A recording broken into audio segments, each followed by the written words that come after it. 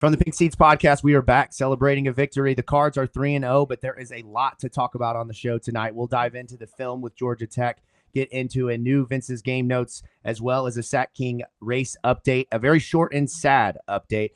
We'll get into handing out the game balls and helmet stickers for the week. Plus, Romy Bean is here. We'll dive into his new role in the state of Louisville, as well as get him indoctrinated into the show the only way we know how. Around the ACC in 60-ish seconds and much more tonight.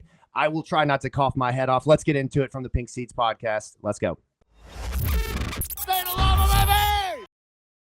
I'm still not sold on Miami, goddammit. I'm still not sold until they play us. You can't sell me.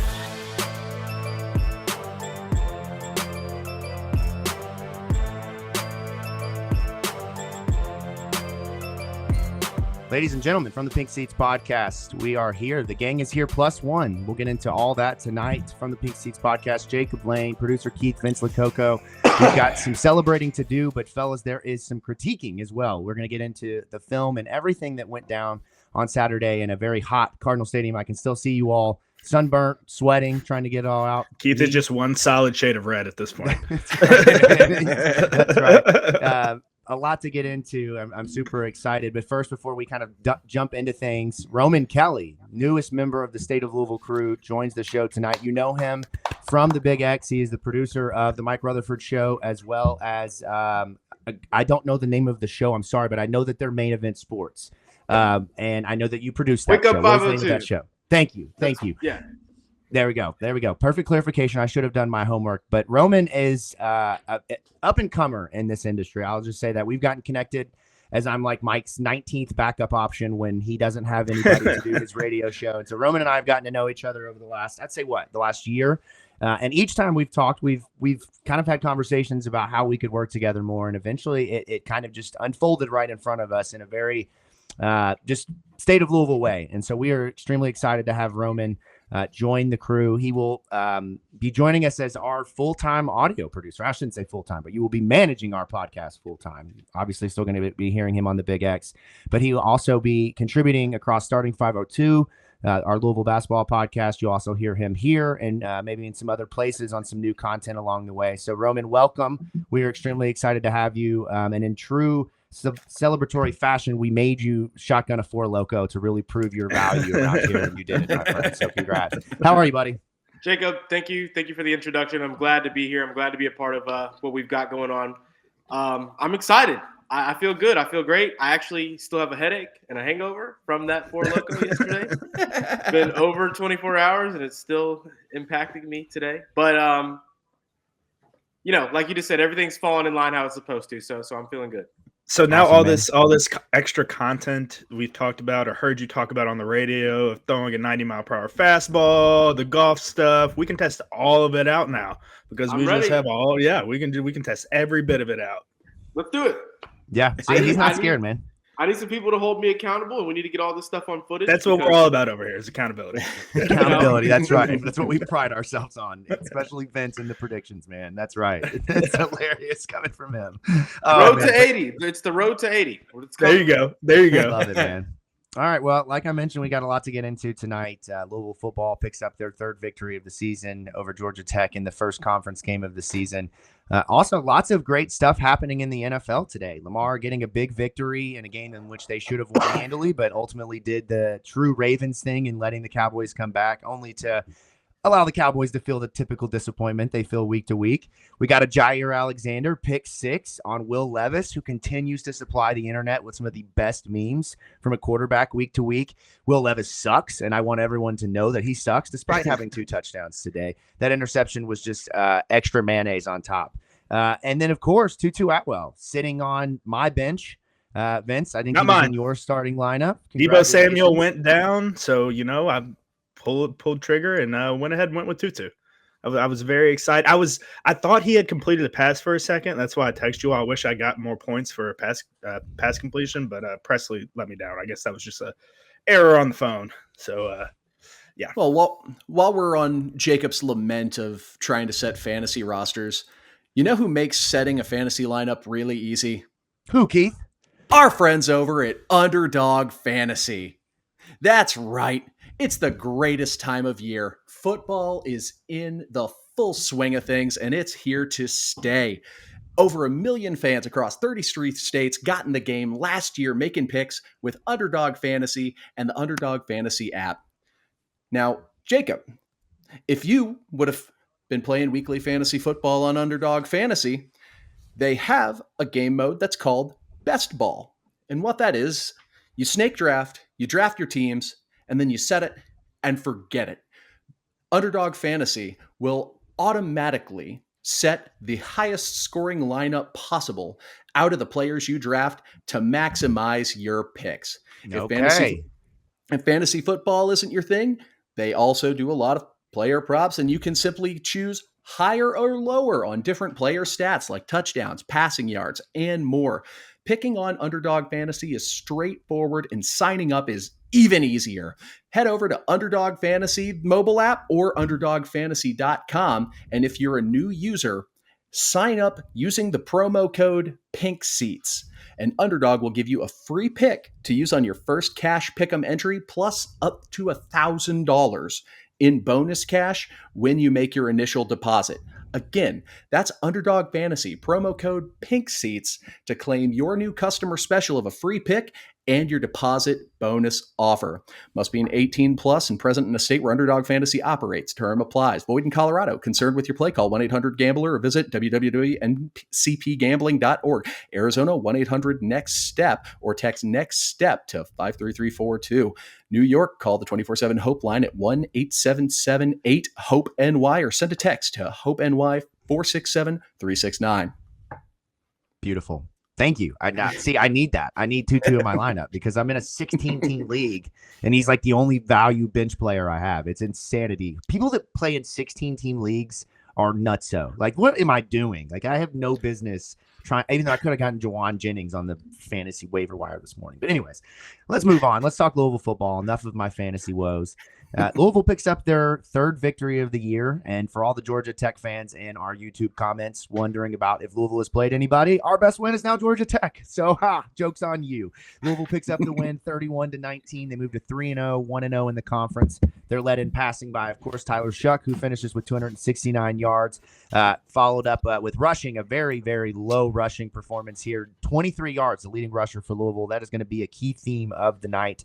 We'll talk a lot about that. Donald Chaney coming back from that ankle injury and getting the start. I've got some thoughts on what they're going to do at the running back spot moving forward. But you get the star performance from Ja'Cory Brooks, including that ballerina tightrope catch down the sideline, which should have been a SportsCenter top 10 play. If it wasn't, I don't know. I don't watch SportsCenter anymore. But 125 yards. And then finally, the leading tackler is Taz Nicholson with 9, but it's misleading because that shows some issues with the rest of the defense and missed tackles, in my opinion. So, on the Georgia Tech side, though, a lot of what we expected is what we got. We got some Haynes King running the football, a lot of Malik Rutherford and Eric Singleton Jr., who are you just run them in a mesh pattern. You just cross them up, man. You're going to get them open 9 out of 10 times. Yeah. They did exactly that this weekend. And then, from their defensive side of things, they certainly gave Louisville trouble running the football. The passing game, there were instances where Louisville looked like they were really good, and then there were instances where they weren't. Obviously, the penalties are a huge, huge red flag in this one. They pick up 7 penalties for 69 yards. They, I think, bring back 2 massive plays, including a touchdown. So just an all in all, one of those clunker performances. You get out of there with a win. You learn a little bit about yourself. And with all of that said, I'm going to stop wasting your time. We're going to get into the meat and potatoes of this one. Vincent Lococo, let's bless Romy right now with the greatest segment in sports history, Vince's Game Notes. It's time to get down to brass tacks. It's Vince's Game Notes with Vincent Lococo. Thank you. We've actually upgraded to circles and game snaps and everything. Yeah, and so this is arrows now. This is new for us. High new tech. territory for us. Yeah, very high tech. Full on breakdown coming up, huh? Right. Oh yeah. I'm ready for this. But for me, I mean, honestly, it was an interesting game. We found a lot about this team. We found a lot about this team out, and it's Keith, just get to the snapshots. I mean, that's the best way to put it. It was good and bad at the same time. Right here, this was along the first couple series, and this was on the big run Drive 2. that you saw, drive 2 that you saw King hit, right? And you can see right here where TJ Quinn is circled. And likely right here, you would love to see him a lot more where that arrow is coming a little bit more on the outside foot of that end that's crashing down. But with him not being in that spot, that right there is him having bad eyes. Same thing we talked about last week in that red zone situation where, he almost took the bait, and, by taking the bait, it creates a new hole for the offense. It's a pretty crappy spot to be in, to be honest with you, for the linebacker. Let's go to the next one, Keith. This one also helps right here. Yeah. And while I'm transitioning for the audio audience, this is definitely something, even if you listen to us audio, we really appreciate you for doing so. This segment is enriched so much by being on the YouTube channel. So even if it's just for this segment, highly encourage you, hop on over to the YouTube channel so you can check out Vince's game notes in a much more detail-oriented way where you can actually get a better picture of what we're walking through. Leave it to Keith to cover it, that we're actually doing a little bit more on YouTube than we are on for the audio at this point. Still love you, audio audience. We still love you. Seriously, our originals, as I tell my daughter, you're my number one. This is another one right here where you're looking at it, and you just want to see the linebacker close more distance wise. The end right here, or that might be the other outside linebacker, is closing in on the running back and is clearly taking that running back read away from the quarterback, which is why King is pulling the ball. And for whatever reason, we're pitter-pattering our feet at the line of scrimmage right here, and it's something that you want to see him come more upfield. 8 looks like he's about to pin him right here. Ideally you want to see him come more upfield and be able to take space away from King. Anything that's like 4 or 5 yards of space, King's going to be able to, he might be a white boy, but he's still got some speed on him. Hey, the kid can move. And, the kid can move. Yeah, Jernigan.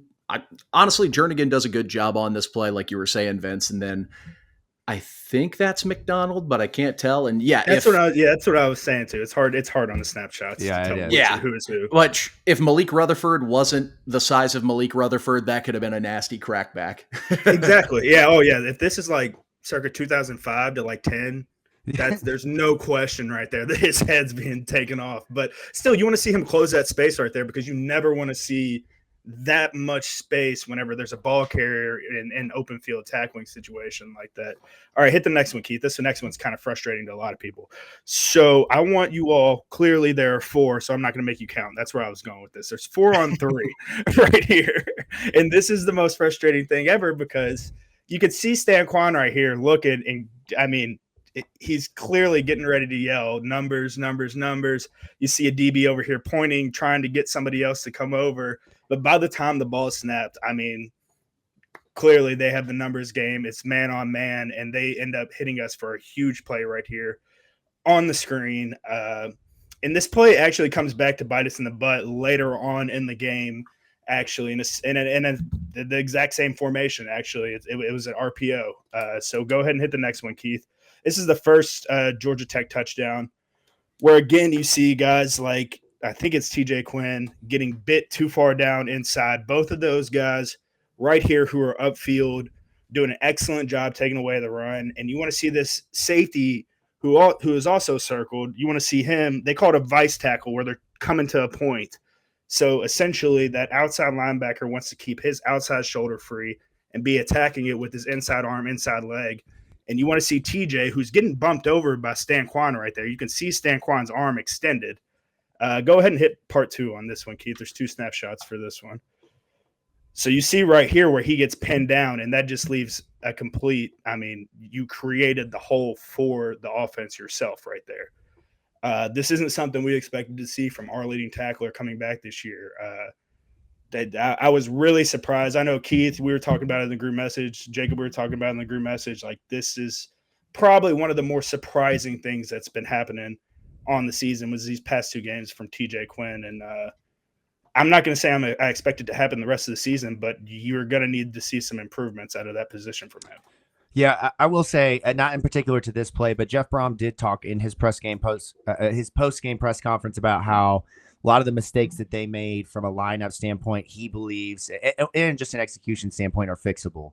That obviously bears to be seen. We'll see when they come back out against a much better opponent in Notre Dame. I mean, I should say much better, but a team that's going to be very capable of doing a lot of the same things that Georgia Tech does. Particularly, I mean, it's so far it seems like Riley Leonard is just running the football all the time. I have not watched much Notre Dame. This is all just reads and having your eyes in the right spot and making and pulling the trigger. I have it in my notes right here where it says like, they might be having bad eyes, but the effort, the relentless effort is there. I mean, you saw it on the very first series when Stan Quan's sack. I believe he got the sack. I can't remember who. I don't think they credited us for a sack on that, did they, Jacob? They didn't end up crediting it. Yeah. So on that play, exactly. And that play in particular, I mean, that was just straight effort. So this is actually a play that I wanted to talk about on the show. And while we're here, I don't want to derail too much. Tamarion McDonald made a tackle the play before, and it was a solid hit. And you could tell T-Mac had like a stinger or something going on. And I think that caused a lot of the confusion on this play because he was up and you could see him actively calling the sideline for a substitution. And he didn't get someone on the field to replace him until about probably 10, 15 seconds left on the play clock. And that's why guys were getting shoved and thrown around on this play. And that's one of the key reasons I think we were all out of position. So T-Mac, I appreciate you being tough. No shame in just laying down if you're hurt to stop the clock. Yeah. So especially, go ahead. Sorry. Especially in a situation like this, like Tech's been biting us. They're driving. Go down. Kill their momentum. It's not the end of the world. I promise. No, and Jeff Brom talked about another thing that's really just, I mean, when I say this out loud, it's something that you just don't think about as a fan, but they didn't have their guys on the sideline next to their coaches ready to go substitution wise. He said there were multiple times they went to call subs and guys weren't lined up. They didn't have their helmets on. They weren't ready to go out there on the field. That is, to be quite honest, that is not necessarily that, but the at times the issues with discipline and the attention to detail with Jeff Brom teams is something that you've heard about since back at Western and Purdue, and that kind of reared its head coming out of a bye week. That is just some stuff that's unacceptable when you're playing against a quality opponent. Like that's the stuff that you expect against a Jacksonville State or against an Austin Peay the first 2 weeks when you're trying to get stuff up, not after 2 games in a bye week. So there are a lot of issues with that. And then on the offensive side too, I'll hand it right back to you, Vince, and Roman, and guys, I don't know if you all saw this, but there are multiple times where Tyler Shuck is literally having to like grab the running back and move them into the spot where they're supposed to be, or they're calling it like he's screaming for a receiver to come in motion. So it's just little stuff like that that's absolutely frustrating. Vince, go ahead. Go ahead and hit the next one, Keith, because this one I know was frustrating for everyone. We were texting about it a lot in our group message. What we thought, what was called, it's lineman downfield. It's illegal man downfield at this point, right? Mm-hmm. But what you notice at the start of this play is it's actually a tunnel screen for the tight end. Jamari Johnson takes 3 hard steps outside and is intended to go straight. The yellow line is hard to see because it's blending in with the white, but he's supposed to go underneath of this linebacker right here. And Keith, hit the next snapshot because it's a beautiful angle in the throw by Tyler because you could see this angle. But if he would have went underneath of this right here, that's a tight end tunnel screen, and we are out to the races. Offensive linemen on their tracks downfield, and we have a huge gain. And it's a beautiful ball by Tyler. He changes his arm angle and everything on this, like very, very Pat Mahomes-esque. I guess he played baseball growing up. But this right here was could have been a huge momentum play for us. At a very early point in the game. It was hard for me to notice it at the very start in real game time, but going back and watching it 100% was a tunnel screen. So go on to the next one. Ooh-wee. Right here, the next two snapshots are going to be over the defensive touchdown that we had. This is a lot better, a lot more accurate on how you would like to be playing a lot of these plays, where all the guys are coming up with a vice tackle. You see them all. See Haynes King, his arm is down. He has zero threat to throw that ball right now to the DB or to the receiver. So all our guys are sticking a foot in the ground and going towards the ball. So hit the next one, Keith. As soon as he pulls to open up and throw the ball, you see Quincy stick a foot in the ground. You see our corner stick a foot in the ground, start boxing out right there to get over top of that play. Quincy ends up batting it down, and Ramon Puryear ends up getting a second touchdown on the year, which if you would have had that on my bingo card at the start of the year, I would not have ever guessed that. I mean, it was insane. This was a huge play by Quincy. And this play, I think, led in and bled into what we're going to get into with the next play. So, Keith, go ahead and hit the next snapshot. I don't know. Do you guys have anything you want to add on to that defensive touchdown, Jacob? I know that's an Eastern High School alum Shout for out you. my guy, So, man. yeah, exactly. Shout out to Ramon. He said he wanted a touchdown this year, and he got 2 of them things, man. I'm here for that. I need more. I think I could get 3 and 4. Maybe we got to get him in on a goal line play at some point, something to give him some more touchdowns. But I love to see what I tweeted earlier today. 3-phase, 4-quarter football. You don't win this game without this play right here. You just don't. This is a game-changing play for Louisville's defense. Exactly. And it's followed up with one of the more frustrating plays out of the day from our all-conference corner. He made that phenomenal play, and then he follows it up with, I don't know if he was tired. I don't know if he wasn't as locked in, but you can see right here, this is that you guys have seen Jair Alexander. You've seen plenty of good corners come through the school.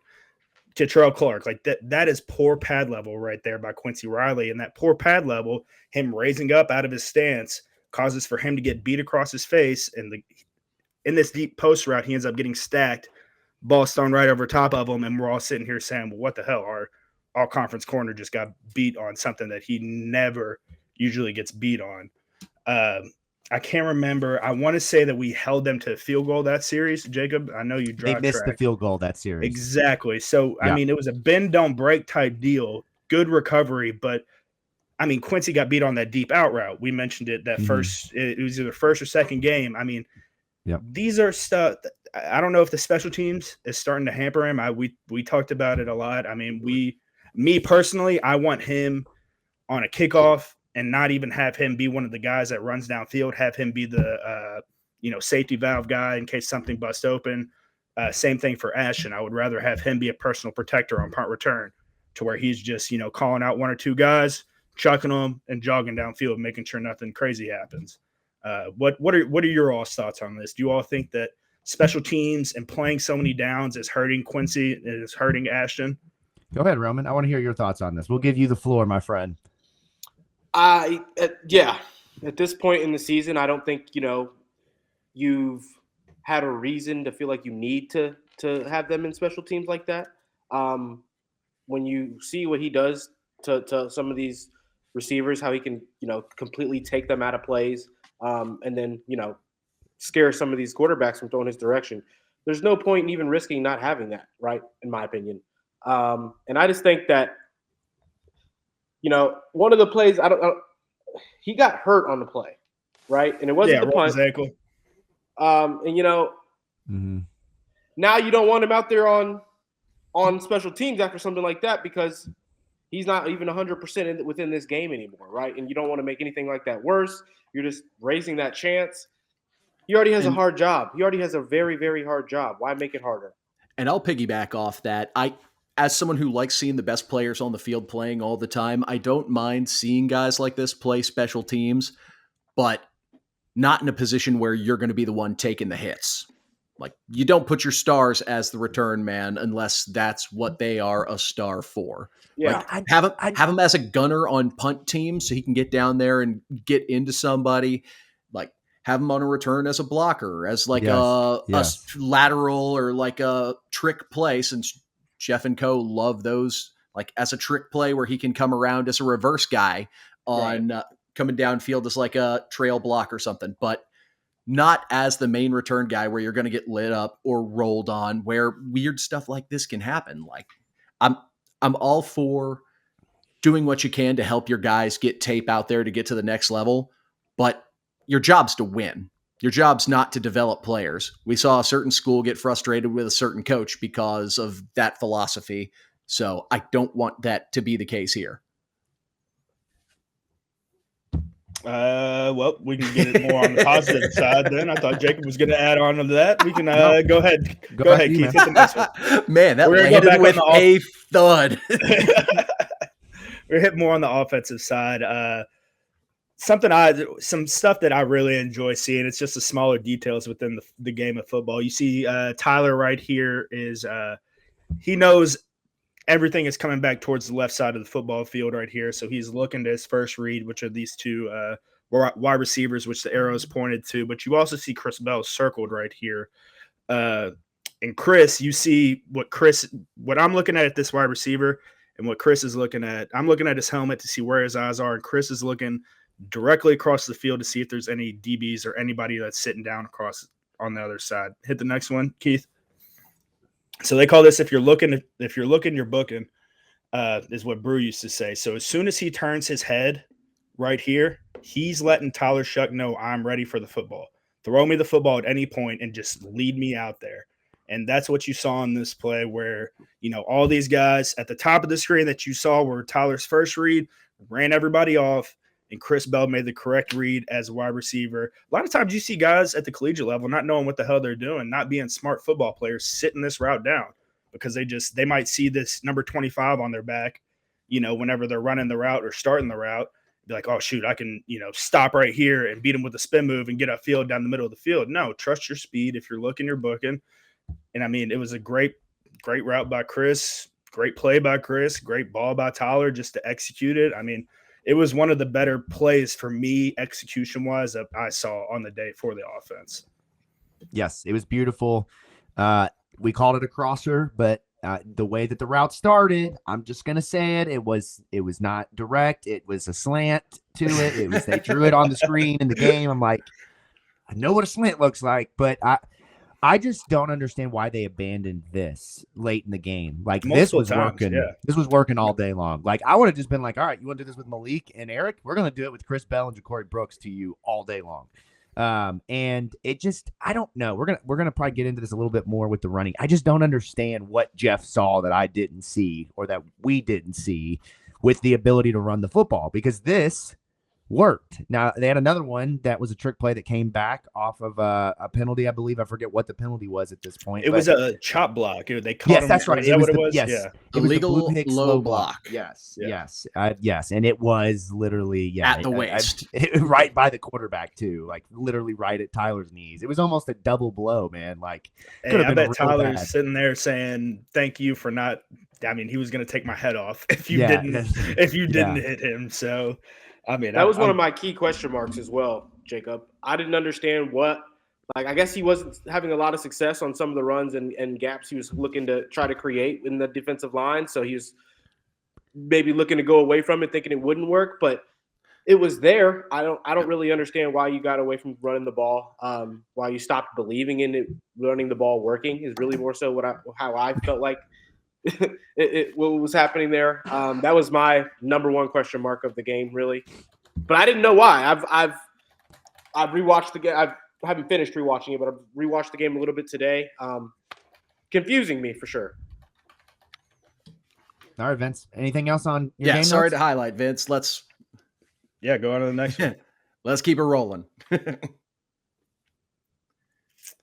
Right here's the big play before the half. We talked about it at the Jacksonville State week. This is the same combo where the motion came behind, if you remember, and there was at this time with Jacksonville State, taking your brain back 2 weeks ago now, there was a curl ran by that Z.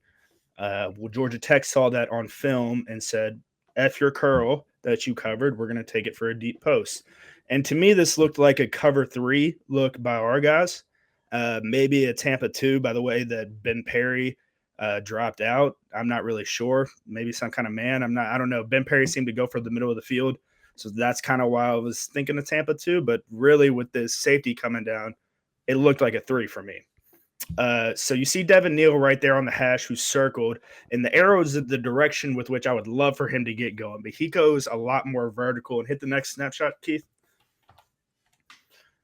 So you see right there where Ben Perry's eyes are, and he ends up sprinting back towards the middle of the field in more like an oh shit moment. And I think that oh shit moment comes because he realizes You're looking at Devin Neal's eyes right now, and his eyes are straight back at the quarterback. He doesn't even recognize that there's a deep post being thrown in his vicinity. I wish I could get like a back extended view so you all could see this right now. If you all can envision how this play ends up hitting, ideally, if Devin Neal is more towards the middle of the field on this right here, we're either getting a pass breakup or an interception instead of a big play down to like the 3-yard line right before the half. I mean, what is my man in the middle of the field doing right here? What is he looking at? Somebody that's Ben Perry Perry right there, right? Ben Perry's right there, and the numbers game. Go back to the last snapshot, Keith. Can you do that? So, like, look, count the numbers right there. There's 3 guys over there, Keith. If you count, or Jacob, if you count that tight end that's in there with the quarterback. So he's turning his head to look for the right. I mean, he doesn't have to worry about this one in a cover 3 situation. They probably locked this one to the boundary right here, closer to us. So I mean, they're essentially taking that as like a man-to-man. Like he's good right there. And then the other running back or the other linebacker to the boundary has back out of the backfield, which would be the tight end or anybody else leaking out of that side. So Ben's doing the right thing, but I don't know why he didn't either one, just get out of there to the middle of the field, or 2, take that other number 0 or 8, whoever's running that motion right there. He was left what they like to say garden grass. Like, killing grass, protecting the bird, man. That's what he's doing right there in the middle of the field. But I mean, it's frustrating, guys. It's frustrating. Here's what's frustrating to me. This is on 2nd and 14. I'll just real quick. 2nd and 14. There's 2 play calls here, either a deep play or a running back draw. There's no other play happening here, and I just don't understand how you give this up. I just don't get it. Yeah, right. Hit the next one because everybody else is going to be really happy with this. This is the Brooks touchdown, right? So we're just hitting all the highs and lows for this, obviously just going through the course of the game. This had to have been the highest of the high, one of the best plays we've seen of recent memory in the stadium. I'm not going to say ever, but I mean, one of the best, out of recency bias, it's up there. But the ball circled in the air, right? And we all can see where Ja'Cory Brooks' head is. It's nowhere near looking at the ball right now. And I mean, that is a complete baseball turn, as they like to call it. It's not – I mean, it was a damn good play and a damn good catch. And I don't know how he – I don't know how he refound that ball while it was in midair after he took his eyes off of it. He did the opposite of Marlon character. Like, it was literally – I'm thinking to myself as I'm watching it, like the opposite of Marlon. I mean, I laid my head down. I was like, oh, yes, because I saw the flag get thrown, but I didn't see him catch it until, like, everybody started going nuts, which was, I mean, oh, my God. Go ahead, Keith. Sorry, I cut you off. No, right. So this was probably 10 yards to the right of my section where that ball comes down and just nonchalantly pulls it in. Like he didn't just get held like a like a mother 10 yards upfield before that. Just an absurd play. I don't think it's up there with the Jawar Jordan touchdown against Notre Dame last year, but it's definitely one of the top loudest pops we've heard in this stadium. I mean, for his head to be completely turned like this and to be able to go and refine the ball, there are guys in the NFL that cannot make that play right now. There are guys playing at this 8:30 game that could not make that catch. My man did a 720. I mean, he spun around twice. I mean, I just do not understand. Roman, I know you said you could throw a 90-mile-per-hour fastball. Do you think that you could spin around and do a ballerina twice and catch a football? No, the level of concentration it takes to do something like this, the hand-eye coordination, the footwork. It would take me, a few more tries. A few more tries than that. So. You know who it wouldn't take any tries would be Pat Kelsey. Pat Kelsey seems to be able to just throw shoulder pads on and start catching balls behind his back like it's freaking nothing. So I'm sure he could do this. And then go ahead and hit the next one. This is the last one for me out of the plays that I have for us to talk over. So we mentioned this ugly formation to begin with. So here we are again with our numbers game. If you guys can see up there by the 40, there's a number 4. And by the 30, there is also a number 4. So we have 4-on-4. And then, so we have 4-on-4 right there, and we have the 2 linebackers, which are over the right side of the ball. So therefore, there are 0 people on the left side of the ball, and it makes it entirely too easy for Tex. I mean, this is a clear read right here for a quarterback like King, somebody that has the wheels to be able to do this. I mean, you just look it off. It's a clear, not an RPO, but I mean, almost like a SPO screen or screen run option, SRO. There you go. Yeah. Coming up with new terminology out here. I love it, man. Herb Street will use that on Saturday, I'm sure. But like the look off right here, I mean, it's just bad football play right here. Bad eyes, undisciplined football. I'm not saying we played a completely undisciplined game because we obviously won. We had a lot of key factors that, helped us win that. But small stuff like this is like what Jeff was talking about his press conference. Everything, all the negative that I've talked about in this, none of it has to do with effort. None of it has to do with energy. None of it has to do with the guys fighting to do well. It's all with them having bad eyes. It's silly stuff like Chris having bad eyes and taking a route that should have went under a defensive linebacker and going over. It's stuff like Quincy not being locked in and having bad pad level after he had just made one of the bigger plays up until the point of this season. I mean, it's all of that encompassed. I thought we did a great job. It's just little things that we need to clean up, which Jeff talked about. It's all correctable. It's none of it is. Yeah. I'm sitting here saying, "Damn, we're not going to be good this year." We knew Tech was going to be a test, and that's what it was for us. It felt like. Yeah, no, I totally agree with you there. I think there were a couple of really big things in this game that prevented Louisville from dominating. It felt like at times they dominated, and at other times they obviously struggled. The penalties were huge. 91 yards of nullified offense from Louisville, including a touchdown. It's awful. 7 penalties for 69 yards of penalty yardage. Some of the issues that they had with substitutions, things like that are just, you got to improve that with a veteran team that can win some big games. You got to improve that. You can't have that be the reason why you lose games. The second thing though, and Keith, I want to talk to you about this specifically, is I felt like, and this is the bigger issue here, was the play calling. And I've told you guys, one of the things I've noticed about Jeff is that when he tries to swing the pendulum, he often goes too far. It's leaning into the run too much. It's the Pittsburgh game last year and leaning into the pass too much. We lose a balance. And I felt like in this game, I sent you all the drive, and I'd have to go back and figure out which one it was. But Louisville had momentum in the passing game, several big passing yards. Here we go. I just found it. They had a 21-yard play to start the drive that was nullified by a holding call. They come back, they run for 0 yards. Tyler Shuck scrambles for 8. Chris Bell goes for 45 on third down. They run the ball again, -2 yards on first down. Jamari gets them back into short yardage with an 11-yard catch. They run again. Isaac Brown for 0 yards. 4th and 1, Donald Chaney catches that 17-yard pass, gets the first down, and then they run into a field goal. They had others where they run into nothing. That allowed Georgia Tech to come back and score points. So, Keith, help me understand. The run game was not working. What were they seeing? Like, what was it? The offensive line that was struggling? Was it something Georgia Tech was doing defensively? So, other than my wild hypothesis of the ghost of Satterfield's past possessed coach for the play calling on this game, maybe we would have seen a lot more passing in the second half. We did have a couple of big impact plays that scored for us, that took drives away from us. That could have been the case, but we averaged 2.6 yards a carry on the ground. That's not good. And if you get rid of Tyler Shuck's runs, those averages are even lower. We didn't have a single running back average higher than 2.3 yards a carry. I think Donald Chaney's longest carry was 6 yards, if I'm not mistaken. Yeah. And all week we talked about, this Georgia Tech team, they're strong in the trenches, like they're suspect in the secondary. That's where we're going to have to make our play. Tyler Shuck completed 13 passes for 269 yards on 13 completions. Why? On only 19 attempts. I don't know why we stopped going to the well and going with what was working. It's not like we're going to hide that tape out there. Your name is Jeff Brom. People know you like passing the ball. Like, you're not going to hide that from people. It baffles me. And as much as I've been pumping the tires on this offensive line, I said my big worry all offseason was when you get against ACC level teams with physical competition, you're not going to be able to get that big push in the running game.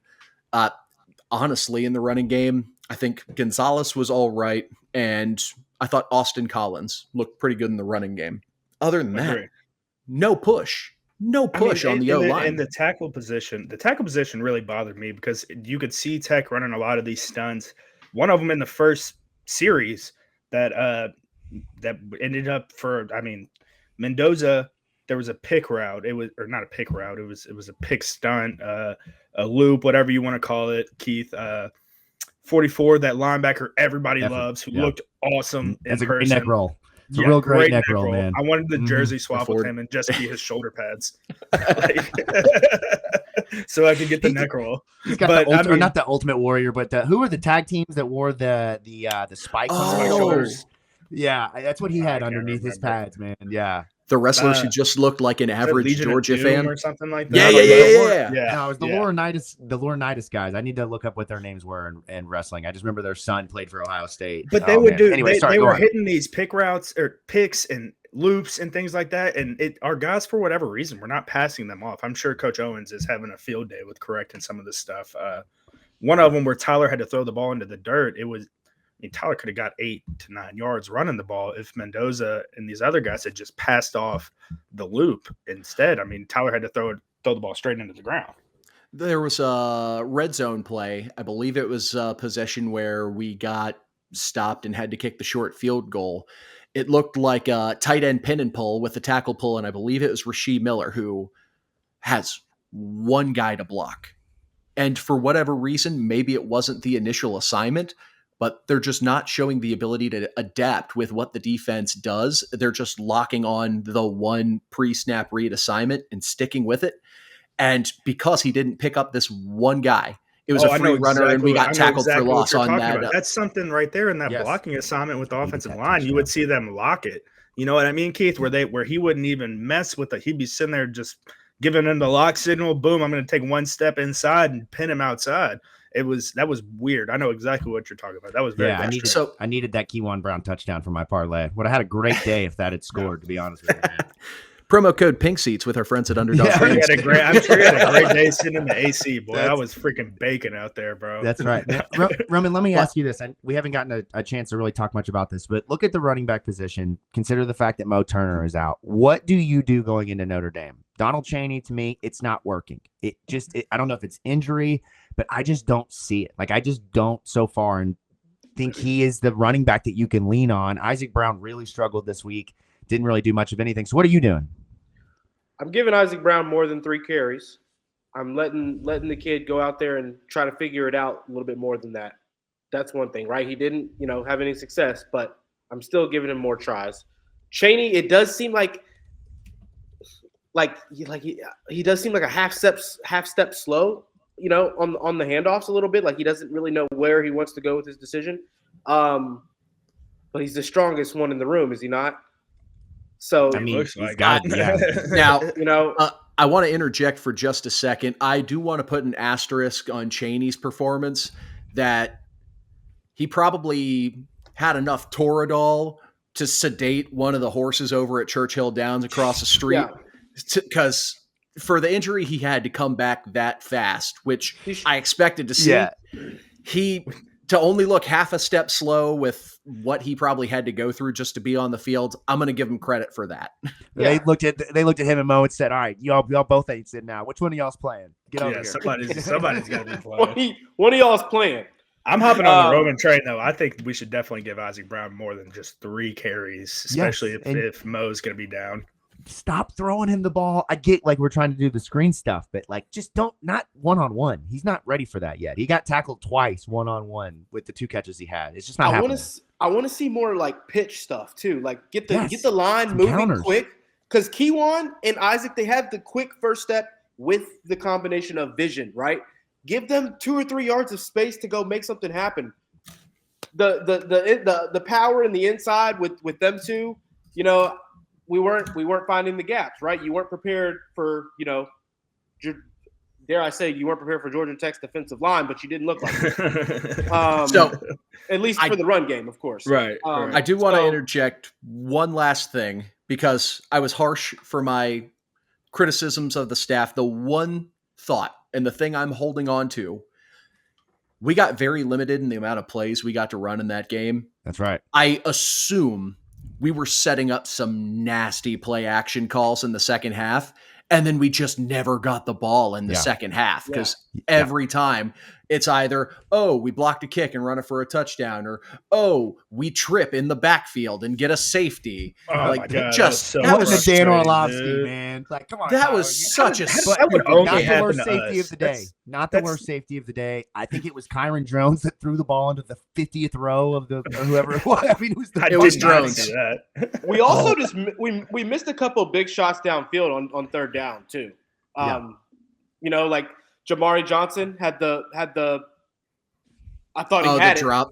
I thought he had it. shoulder pad. Third and super long. You know, like third and avoid- 22, was it not? Yes, Or, to avoid I think getting Jamari held. was pretty pissed too that he didn't catch that. Oh, he one. was. Yeah. Yeah. He fell to avoid getting he went to the ground to avoid it and nearly caught the football Yeah. on his way down, not even like knowing where he was. The kid's becoming one of my but he's fun to watch. Like He is shows you fun I'm an to watch NFL this player year. once a week. Like I'm ready for twice a week, Jamari. Whenever Yeah, you're he's ready, getting let's there, get to man. the twice He's a getting week. there, Okay, man. I'm ready to see him. I'm ready to see him 3-point stance, just fucking pancake somebody. I'm ready to see one of them. And speaking of that, I mean, Dwayne Martin had a great day at fullback. There was, I mean, Shout multiple out. times the runs that we did have success on, he was the one leading the way, and they did mention that on the announcing They team. sure So, did. I mean, They sure did in the first like 2 drives, man. yeah, I was in the car just on the way another back week home. for fullback of the year. Just That's another right, Loman week. Trophy.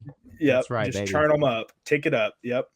So I get we won. That's priority one. And I Here comes negative understand. Keith. No. And I get that blaming the refs is the pinnacle of bozo behavior.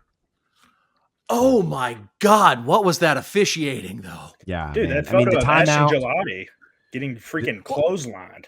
Ashton Go ahead, gets Jacob. I'm sorry, I held and cut you off. clotheslined No, every single every play. game. That's nothing new, but just some of the things that weren't getting called. And then some of the calls, like the one you were talking about, the illegal low block. No, he hit him at waist level. That's not low.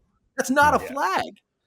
So, and they made a couple of calls late to try and level things out. But I believe at one point in the game, we had triple the penalty yardage of Georgia Tech. And I get correlation does not equal causation. That was some bozo officiating. It was There was a lot of soft calls, I felt like, but at the same time, like Vince, I don't remember how you worded it, but you pointed it out earlier.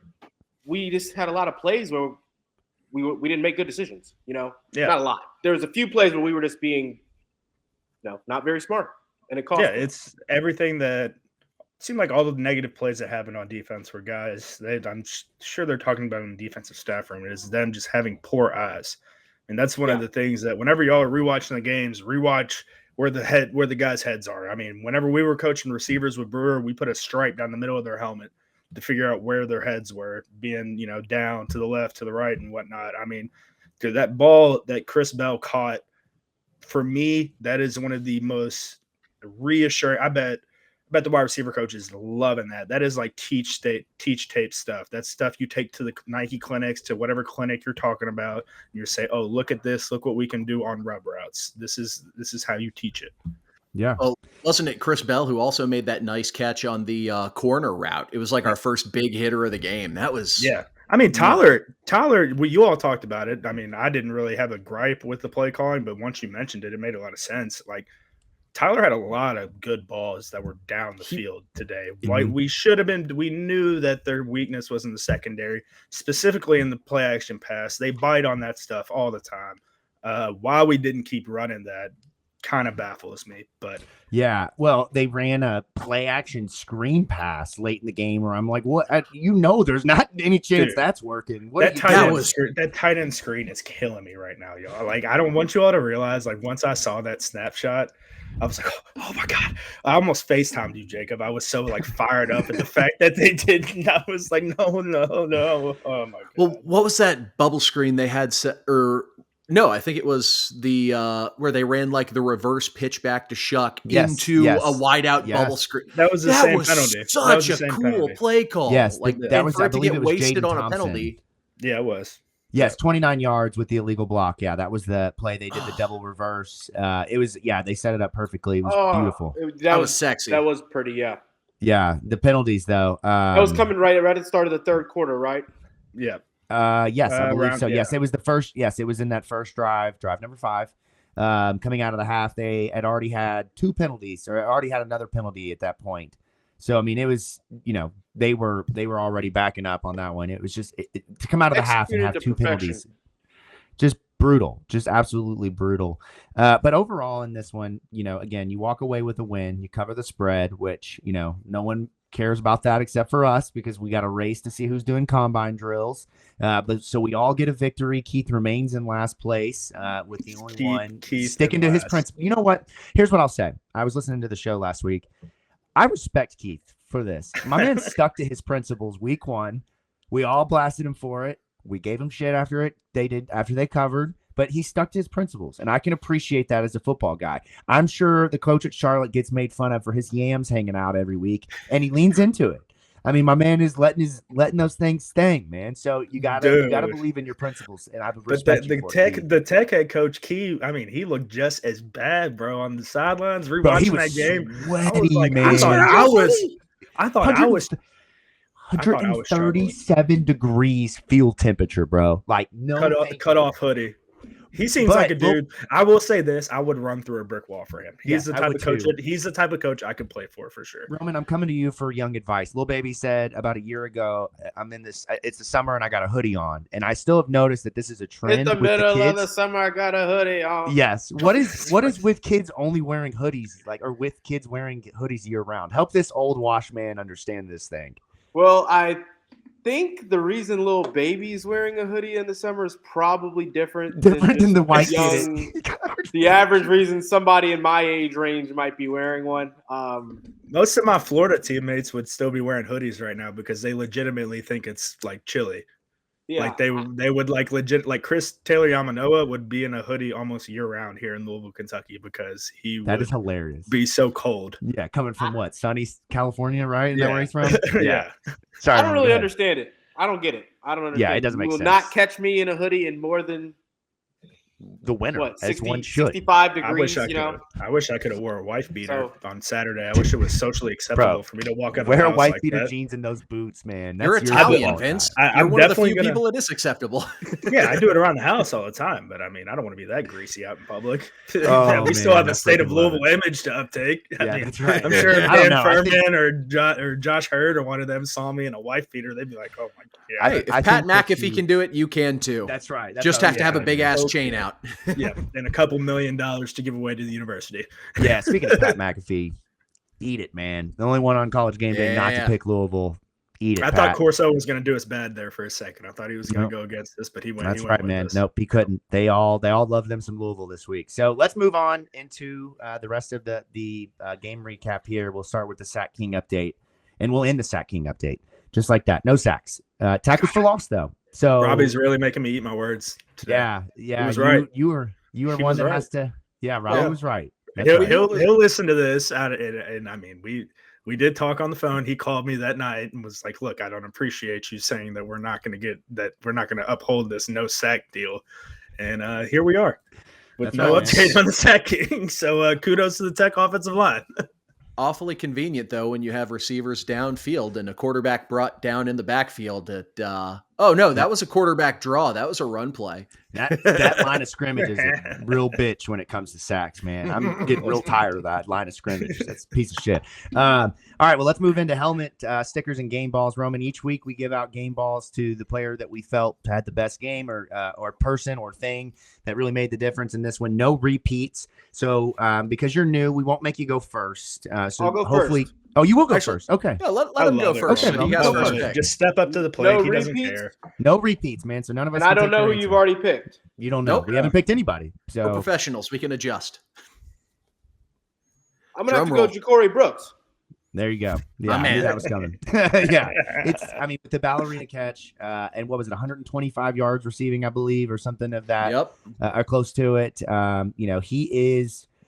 He is every bit as talented as they said that he is, and I was doubting this position group a lot heading into the season. Particularly him, man. I just didn't see it.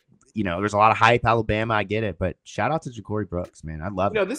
He was higher up on the scouting boards than Xavier Worthy. There was another name Oh, I just had it. That was a note I was going to make. I He was was going good to have a though. whole He little was good spiel though. about him. He was good. Yeah, the injury. Everybody forgot about him from the injury he took last year. So kind of nice that we got to pick him up. That's right, man. That catch is Alabama catch for sure.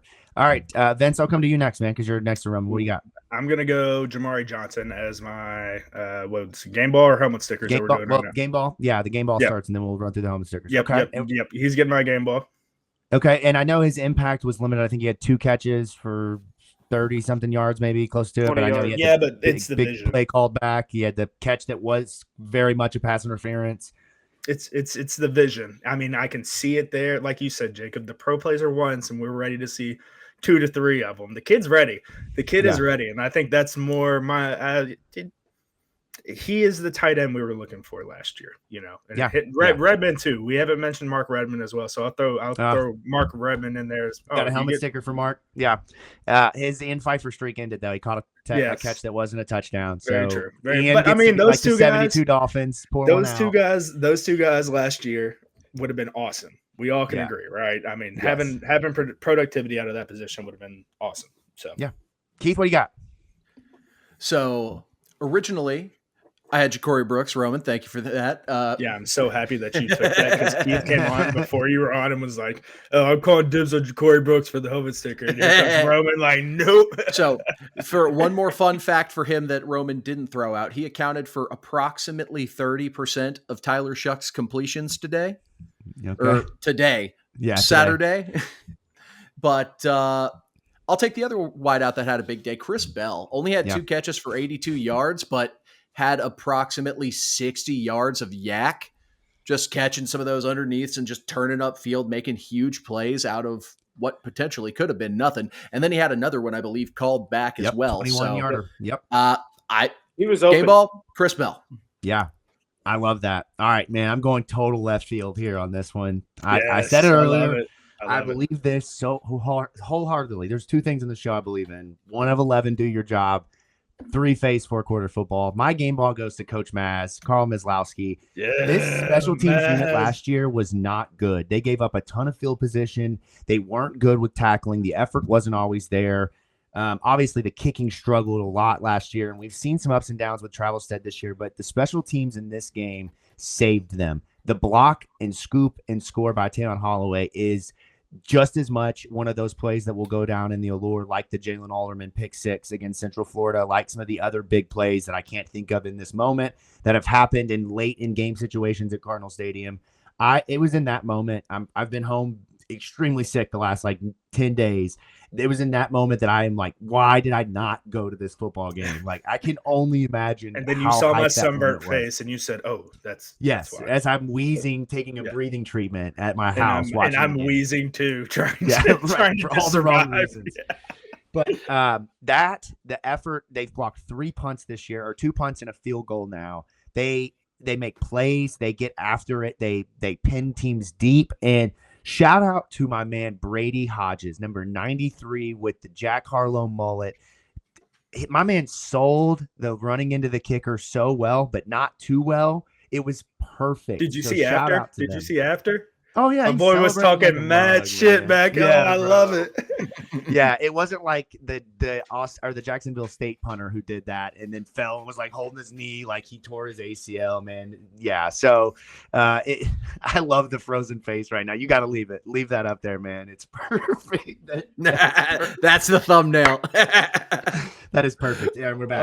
So let's move into helmet stickers now, where we just run through some of the guys. We've mentioned a lot of names, so I'm going to throw some out. If you've got some, guys, feel free to jump in here. I mentioned Tayon Holloway. Really feel like he was a huge reason, obviously, that Louisville won. I mentioned Brady Hodges. Shout out to my dog, man. Tramel Logan. Roof, baby. My dude is a dog. He is getting after it. He is every play. Every play. I'm still trying to figure out how much of it though is Ashton. How much of it is Ashton getting so much? I didn't rewatch this game yet to really understand that, but I know in game 1 and 2, he was just getting one-on-one looks and he was just manhandling his man. It was nothing. But shout out to Tramel. He is a difference maker on this team. Shout out to Renee Conga. These 2 guys, Miles Jernigan I know he doesn't have a lot of stats. He had a couple of quarterback hits in this one. He had some questionable coverage plays, but Those three guys were found late in the portal, and they have been really the two of them have been huge defensively. I mean, Yeah. Louisville won this game, not so much because of, Terrell Logan is a starter, but the depth is what saved them in this game. Honestly, the depth at the defensive line, the depth at corner. Yeah. So shout out to them. Tremel Logan, man, continues to impress me. Ashton Gelati, I got to give him a helmet sticker. We're getting closer to a game ball. I don't know if you all noticed this. I felt like early in quarter one, we had edge Gelati. Then we went to inside Ashton. Hey, yo. And then we went back to edge Gelati to end the game. Yeah, that's right. Hey, yo. Hey, man. That's right. Hey, yo, baby. But at the end of the game on that final drive, Haynes King threw the ball into the dirt maybe 2 or 3 times because of Ashton. Ashton was right there, making pressure after pressure, making life difficult as shit for him. And they were lining him up far out wide finally. They've got to stop playing him inside. I've seen enough. So I'm going to push back a little bit on that on the rewatch of the game. Well, one, helmet sticker to the interior defensive line unit as a whole, because people, Georgia Tech moved the ball down the field. Not running the ball up the middle. Yeah. They were just as futile running the ball as us. And a big reason for that was our interior defensive linemen. They were an immense pain in the ass to deal with. And that's all you can ask interior defensive linemen to do. And Renee Conga and Des Tell, huge games. Huge games. But on the rewatch, you go through and you catch Ashton on some of those stunts or just on some of those interior sets. There is one play, because a lot of it was just designed offense by Georgia Tech. Get the ball out quick. We talked about it in the preview. They play to not get sacked. Ashton throws a guard like a bouncer tossing a drunken disorderly out the club. You got to go back and just rewatch Ashton's plays and you'll find it comedic gold. I like showing the versatility. I like putting them there. It causes matchup issues. And I mean, Georgia Tech threw the kitchen sink at us, guys. They did. How many random ass wild formations did we see with a bunch of different motion? And this defense held so strong. So, my favorite part about all those motions is how they just ran bland plays. Yeah. After all that motioning, it would just be like a dive up the middle. They're like, we're gonna motion, we're gonna jet fly motion, come back, and we're just gonna run a dive up the B gap. What's the Sean McVay saying? The illusion of complexity. That's why they say football is a kid's game, because like at the end of the day, you can have all this cutesy bullshit going on pre-snap and everything, but I mean it's just football. It's just running the ball up the middle. That's right, man. Right. And Keith, you go ahead. You got one more. I got one more helmet sticker to give out, and that's to the ESPN TV timeout guy. That man was out there working, constantly out running on the field, holding that sign, making us wait 3.5 minutes at a time, really generating that shareholder value for the Disney stockholders. So helmet sticker to you, TV timeout guy. I definitely don't hate you. Is my mic working now? Did you all hear that? Yes, we heard it loud and clear with just a little bit of static. So I love it. All right, we'll transition here to one of the newest segments on the show. I love this. I've had to step into the ACC realm to prepare myself for this. I told you guys I spent last night about 3.5 hours creating this massive spreadsheet of week-to-week ACC stats so that I could be prepared for around the ACC in 60-ish seconds. So, Keith, we're going to pass it over to you, my friend. Take us around the ACC. All right, everybody. We had a pretty full ACC slate this week, but I'm going to do my best to get you all up to speed and informed on the ACC in 60-ish seconds. Here we go. Trees versus the Orange. Stanford, I apologize for prematurely declaring you dead. Louisville versus Georgia Tech. A classic tale of the birds and the bees. Don't look it up. Kids, just ask your parents about it. No questions. Whole lot of people looking like they're going to be very wrong about the Miami Hurricanes. Now, everyone, you know what the N in NC State and UNC stands for? Not a great football team, Bob. Quit pretending they are. Clemson destroys the Pack, and James Madison makes Mac Brown pull a George Costanza. Speaking of teams we need to stop pretending are great, Virginia Tech loses at home to Rutgers. Virginia cruises past Coastal Carolina on the strength of 171 rushing yards from Xavier Brown, who didn't score a touchdown. Pitt dropped 73 on Youngstown State, and I'm pretty sure Pat Narduzzi is furious that his offense might be good. Duke beat Middle Tennessee State to get 4-0 against teams with a combined 2 FCS wins. SMU, you're officially in the ACC now. Nobody makes fun of the CW except us. And nobody, not even the Calgorithm, strolls into Tallahassee and knocks Florida State down to 0-4. And finally, it was a cold, rainy night in Chestnut Hill, and there was some magic in the air. Boston College comes back late in the rain to beat Michigan State 23-19 on Red Bandana Night. Those are awesome. Two notes out of that. Red Bandana Night is probably one of the sickest nights of all time. Bill O'Brien with the uniforms in them. Go ahead. No, I was gonna say he's just out there hanging with the Bloods, man. That's sick. Dapped That's up in just red hilarious. bandanas. I love it. And I know James Gandolfini is very happy about the Rutgers win up there in heaven. He's definitely smiling down. Rutgers Knights are back. Hilarious. Jacob Their doesn't star even know who quarterback. James Gandolfini Yes, I do. is. Their star quarterback is now the backup quarterback at Kentucky. So shout out to Rutgers, man. Hilarious.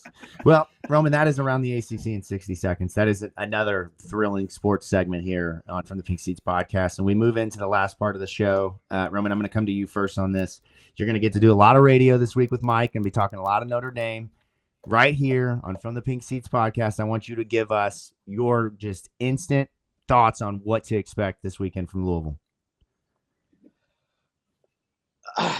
Instant thoughts, huh? So Yep, here we go. I think No this thinking. is an inconsistent offensive line that the Notre Dame has. I think that our defense will go in there and win the show again. Second year in a row. It'll be overpowering for them. It'll be the best defense they've seen this season, in my opinion. That's how I felt this week. And yeah, the Gelati secondary, Quincy Riley, they're going to go get the job done again.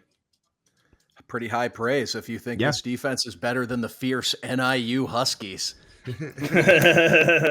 Yeah, shout out to Notre Dame. The last couple of weeks has just been drunk, man. They come out, they win 23-13 against Texas A&M, which I mean, I'm not sure we're sure yet how good they are. I mean, I guess we're still trying to figure that out. Then they come back and lose to Northern Illinois, who's now ranked, that loses to Buffalo on an overtime field goal. Shout out to Buffalo. They go and beat Purdue at Purdue 66-7, like it's nothing. Just wipe their asses with them, and then finally they went 28-3 against Miami of Ohio. Like I just drunken Notre Dame this season. I don't know what you get except for a handsome football coach in Marcus Freeman. Stand by. That's about all he's good for. I'm pretty sure he mentioned like the whole Big Cat, him and Big Cat thing, getting his game prep and scouting from NCAA. And if my coach is like talking about that out loud, like I'm not too sure on how comfortable I feel about him being my head coach. I get the jokes and stuff, but like let's dial it back a little bit, Marcus. You haven't won shit. So one thing I do, like, this is information you would not be able to waterboard out of me. After the NIU game, he could, like, in the pleasantries with NIU's coach offers to help Marcus Freeman. Oh, yeah. And Freeman, and hey, no, like, I'm all for my coach wanting to learn, grow, and develop. You aren't going to hear a soul like, oh, you just beat me. Can you teach me how to coach good? I would take that to my grave. Drown me under a rag before I admit that. I can explain how I beat you if you want me to. Yeah, right. Exactly. We'll go back here and have a beer and I'll show you. Yeah. Crazy. Yeah, I'm sure Kirby and Nick did that after every SEC matchup they had. Hey, you know what, buddy? Let's have a beer and discuss how I just beat your ass. I mean how I just coach you. Coaches do talk to each other and learn from each other over the course of an offseason, not after you just became what's probably going to be the biggest college football upset of the year. Yeah. Yeah. Some things you just don't say out loud. That's a good lesson for that. So we will go ahead here. We'll kind of wrap things up. We'll get into the preview of the Notre Dame game later in the week with Keith, Vince, and Matt. So they'll dive into Matt's stats from this week, close the book officially, and then look forward to what you can expect from Notre Dame. I know Notre Dame, they come into this with Those victories that we talked about, 3-1 on the season, kind of up and down. We're really not sure what they get, but at the end of the day, Inconsistent offense. you what? Say that I'm again? sure what we get. Go It's ahead, an Roman. inconsistent offense, Jacob. It is. It is. I'm glad Roman's here. I'm with Roman. Roman would have been on my back this past offseason whenever I was beating that drum of Notre Dame ain't shit. And I'm still not sold on Miami, goddammit. I'm still not sold until they play us. You can't sell me. Yeah. Well, look here. Here's what I'll say. The early stats. Riley Leonard has only thrown for 587 yards this season. He has 1 touchdown and 2 interceptions, 4 sacks on the season. Their running situation is kind of, it seems like, just based off of the stats without watching much of them this season is really where they You they know what get I into remembered things. about Riley Leonard? I think this is him. I'm sorry to cut you off, Jacob. Wasn't No, his is it- mom the one that tells him he Yes. sucks all the time? Yes, that he sucks every game. you think, Yes. You think she's like, he's like, hey, mom, shut up. Chill. I'm tired of hearing this shit. All I got to do is open Twitter. Yeah, exactly. So it'll be interesting to see kind of what they do. I mean, obviously they are known for being a physical, strong, pound them up kind of football team. Obviously this year they're not really living up to that identity. But for Louisville, offensive line really seems like where this week is going to be won. Can they take that step to get some of that run game going? Can they find a way to work in Isaac Brown, Kewan Brown? Give me a little bit of Duke Watson. I want to see more of those 3 and less of Donald Chaney. I know we're early and Donald's a very prized transfer and he's been injured, but until he's ready to kind of be what we think he is at Miami, what he could be at Louisville, I'm ready to lean on those backs. And here's one reason why. This is a very underrated stat about Louisville. Louisville has played in 3 football games and has not turned the football over once. And why that's important is, one, you have a quarterback who has not thrown an interception. Yes, thank you for knocking on the wood there. The second thing, real quick, is that the young running backs have not put the football on the ground. And I told you guys that was a worry for me early with those 3 guys getting meaningful snaps. There's still time for that to happen. That is a key this weekend, but that is something I think for Louisville, you can have trust knowing these aren't your typical young running backs. They seem ready and poised to be able to step into this moment.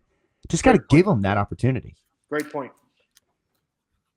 Yeah, we'll end the show there. Opportunity with it. I mean, that's what we've been clamoring for with guys like Pearson, this younger crowd in general. Like, there's no better bullets than live bullets. Practice reps can only help you so much. A guy like Roman said, Isaac Brown should not be having 3 carries. He needs to – I mean, he's young. You got to get him in a rhythm. I mean, he's not going to see it all the first 2-3 reps. I mean, the game is just coming to him. It's a very fast game, especially once you get – I mean, the steps of speed from Jacksonville State to Georgia Tech is extremely drastic. And then the step from Georgia Tech to Clemson, once we get there, to Miami, once we get there, to Kentucky, once we get there, it's going to be even more drastic than that. So these are things where guys – I'm just giving them a little bit. No, you don't have to. We haven't beat them in 5 years. Right, I know. I just Last time we beat them, I was playing. Yeah, well, hey, there's still time for you to get out there, man. Let's go. So, I might be having to do a combine, so you never know. That's right. You better get those knees ready, man. You got to get those knees ready. But we've got a big week ahead here on the network. We'll cover the Notre Dame game, as I mentioned. And then we'll have Matt McGavick, of course, up in South Bend. Jared Anderson, State of Louisville photographer, will be up there as well, covering the game. You guys going? I'm not going. No, I am in Broke Boy season. I'm really on the fence. You going, Roman? I'm in Broke Boy season 2. That's really holding me back. We'll see if they accept me for a media pass. If they do, then I'll probably make the trip up there. I think I got a ride, so I'm not buying it. We can make you one. We can make you one like Carlos from Benchwarmers. I am 12. I thought about that. I am media pass. I am media. That's right. I am media. $5 on it. Yeah. So it's going to be Louisville is the higher ranked team. They jumped Notre Dame in the rankings this weekend. They are 15th or 16th, I believe, and Notre Dame is either 16th or 17th. So big game this weekend. I don't know what the spread is, and I will save my prediction, but I just Louisville's got the magic right now with Notre Dame. I feel good about this game. I'm going to throw this in there. There's another game happening this weekend, Friday night, L&N Federal Credit Union Stadium. That would be St. X First Trinity. Let's go. Shout out to Zane Johnson. Huge game-winning drive on Friday night against male football. Hey, Shout out to him, man. I mean, they were down, I don't know how much. They were down enough to where my dad went home and quit watching. 28. They were down 21 or 28 points. Yeah. My Shout out to dad Zane, man. was like on the couch, he said, and he started, texting, and all these people were like, oh my God. He watched it on TV because, Rocks are on TV nowadays. So Zane and Shadur Sanders are one and the same this weekend is what I'm hearing you say, because I turned off the Colorado game with literally like 7 seconds left thinking that we were going to be good to go. So, Dude, how about hey, those man, players? That's insane. sometimes it be like that, man. So that'll wrap yeah. us up here from the Pink Seats podcast. Jacob Lane, producer Keith, Vince Lococo, newest producer of the gang, Roman Kelly. Thank you all so much for tuning in. Be sure, if you haven't already, that, as Keith says, you tickle that subscribe button right below us. Make sure you subscribe to the YouTube channel. Got a lot of great content coming over the next couple of weeks as basketball season rolls around, baseball and fall ball right now. So lots of things happening. So stay tuned, and we will be back later in the week to preview Notre Dame with Matt McGavick. And until then, ladies and gentlemen, go Cards.